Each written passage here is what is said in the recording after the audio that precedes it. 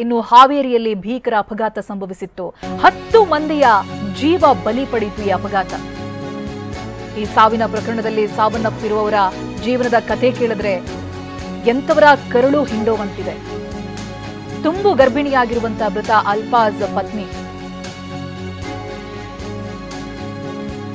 ಇಂದು ಅಥವಾ ನಾಳೆ ಮಗುವಿನ ನಿರೀಕ್ಷೆಯಲ್ಲಿದ್ದರವರು. ಅಲ್ಫಾಜ್ ಸಾವಿನಿಂದ ಮುಗಿಲು ಮುಟ್ಟಿದೆ ಆಕ್ರಂದನ. ಕಾರವಾರದಲ್ಲೊಂದು ಭೀಕರ ಅಪಘಾತವಾಗುತ್ತೆ. ಅದರಲ್ಲಿ ಸಾವನ್ನಪ್ಪಿದವರೆಲ್ಲರೂ ಕೂಡ ಹಾವೇರಿ ಮೂಲದವರು. 4 ತಿಂಗಳ ಹಿಂದೆನೆ ಮದುವೆಯಾಗಿದ್ದಂತ ಅಸ್ಲಾಂ ಬೆಣ್ಣಿ ಮಗುವಿನ ನಿರೀಕ್ಷೆಯಲ್ಲಿದ್ರು. ಮಗನನ್ನ ಕಳೆದುಕೊಂಡು ವೃದ್ಧ ದಂಪತಿ ಕಂಗಾಲಾಗಿದ್ದಾರೆ. ಹಾವೇರಿಯಲ್ಲಿ ಒಟ್ಟು ಹಾವೇರಿಯ ಮೂಲದ 10 ಮಂದಿ ಸಾವನ್ನಪ್ತಾರೆ. ಒಬ್ಬೊಬ್ಬರ ಕತೆ ಕಣ್ಣೀರಿಡುವಂತಿದೆ. ಮದುವೆ ಆಗಿದ್ದಷ್ಟೇ ಹೆಂಡತಿ ತುಂಬು ಗರ್ಭಿಣಿ. ಮೃತ ಅಲ್ಫಾಜ್ ಹೆಂಡತಿ ತುಂಬು ಗರ್ಭಿಣಿ. ಅವರು ಇವತ್ತು ಅಥವಾ ನಾಳೆ ಮಗುವಿನ ನಿರೀಕ್ಷೆಯಲ್ಲಿದ್ರು. ಇದೀಗ ಅಲ್ಫಾಜ್ ಸಾವು ಕುಟುಂಬ ಕಣ್ಣೀರಿನಲ್ಲಿ ಕೈ ತೊಳೆಯುವಂತೆ ಮಾಡಿದೆ. ಕುಟುಂಬಸ್ಥರ ಆಕ್ರಂದನ ಮುಗಿಲು ಮುಟ್ತಾ ಇದೆ. 4 ತಿಂಗಳ ಹಿಂದೆ ಮದುವೆಯಾಗಿದ್ದಂತ ಅಸ್ಲಾಂ ಬೆಣ್ಣಿ ಅಸ್ಲಾಮನ್ನ ಕಳೆದುಕೊಂಡು ಇದೀಗ ಪತ್ನಿ ಕಣ್ಣೀರಿಡ್ತಾ ಇದ್ದಾರೆ.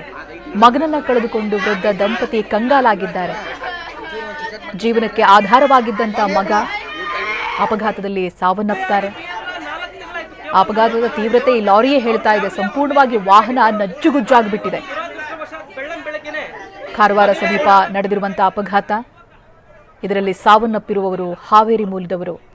ಆ ಕುಟುಂಬದ ಆಕ್ರಂದನ ಗಮನಿಸ್ತಾ ಇದ್ದೀರಾ ನೀವು ದೃಶ್ಯದಲ್ಲಿ.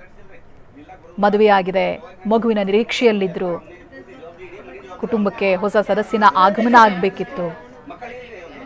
ಈ ನಡುವೆ ಪತಿಯನ್ನ ಕಳೆದುಕೊಂಡಿರುವಂತಹ ಪತ್ನಿ, ಮಗನನ್ನ ಕಳೆದುಕೊಂಡಿರುವಂತಹ ತಂದೆ ತಾಯಿ ಕಣ್ಣೀರಿಡ್ತಾ ಇದ್ದಾರೆ.